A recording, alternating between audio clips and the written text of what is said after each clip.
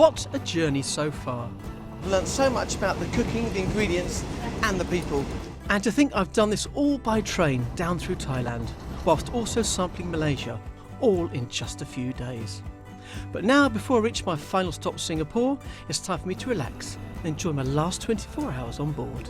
Good morning, sir. Can I get a cup of coffee, please? How would you like your coffee? White, no sugar. White, no sugar. Thank you. And with 24 hours to spare, it leaves me time to see how things are done on board, and I'll need my chef's whites for this. Right here on board, a 13-strong kitchen crew produce a huge amount of food from a kitchen perhaps no bigger than mine and yours at home.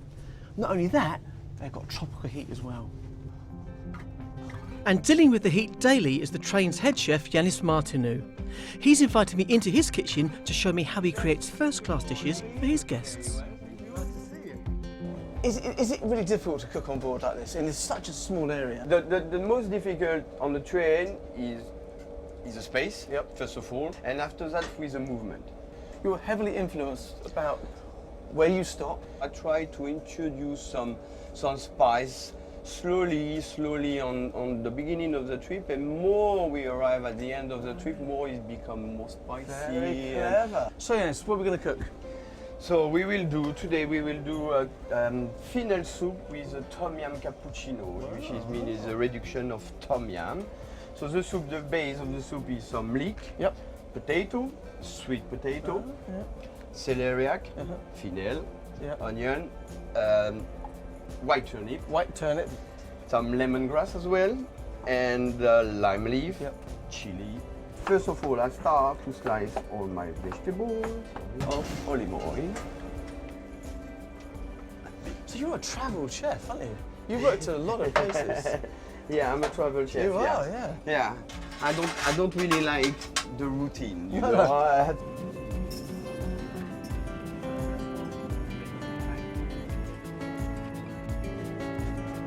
Oil and butter. A little bit of oil, not burn to take out all the water, the vegetable water. How many people do you cook for on the train? The maximum people on board is 120 people. Wow, that's a lot. Okay, yeah, so it's quite a lot. And for one trip is five meals. Wow. So that means per trip is around if we full, is around 600 people on 3 days. Wow. So we do actually Bangkok to Singapore. So that means for my supplier, I have to get supplier in Singapore, in Bangkok, in Chiang Mai. You can't find him out and say, can you drop some meat off? Now I'm gonna take the lemongrass. Yep. Slice it. And to get the maximum of taste, you need to smash it as much as you can. So what I need is just the flavor, put it in. Lime leaf. Lime leaf. Just look at this. Look at that. Flavours, that lemongrass, lime leaf, look at that. Wow, it smells fantastic. Do you make all your own stock as well? Yes. Yeah, lovely. Salt. Now I'm gonna cover it. Yep. And I will let it cook for, let's say, 20 minutes. Oh, okay.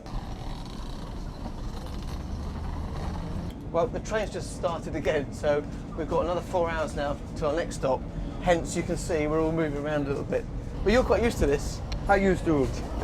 It doesn't matter for me. So. Just seems a bit weird. Yeah, it's like on the boat, you know. You have to.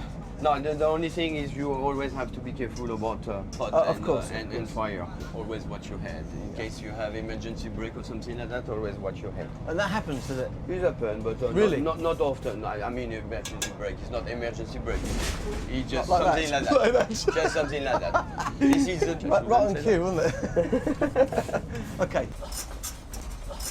Your chefs, where do they come from? I have half of the chefs are Thai. Right. That they bring me some Thai inspiration, and the rest of the team are Malay. And why do you put the milk in? I will put the milk because it makes the soup more smooth. And white pepper. White pepper, yep.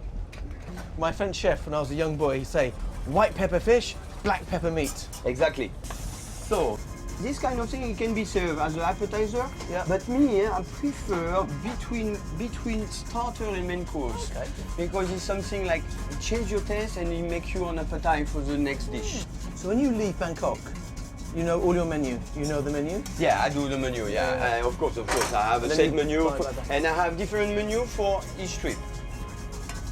And then now, ready to serve. Look at that. Tom yum cappuccino. Looks good, doesn't it? Mind you, I'm still holding on.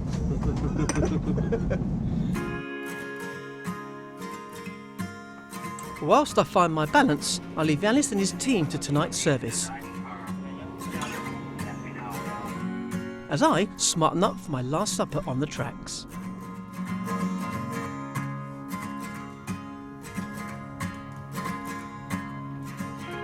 And what a supper! Fine dining at its best.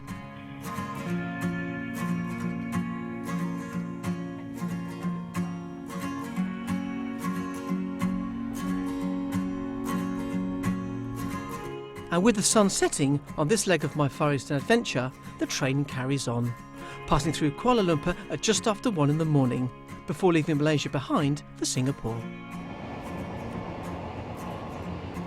Well, it's really early in the morning here, the sun's just rising, and a couple of hours to be in Singapore. But what I have done is met some lovely people.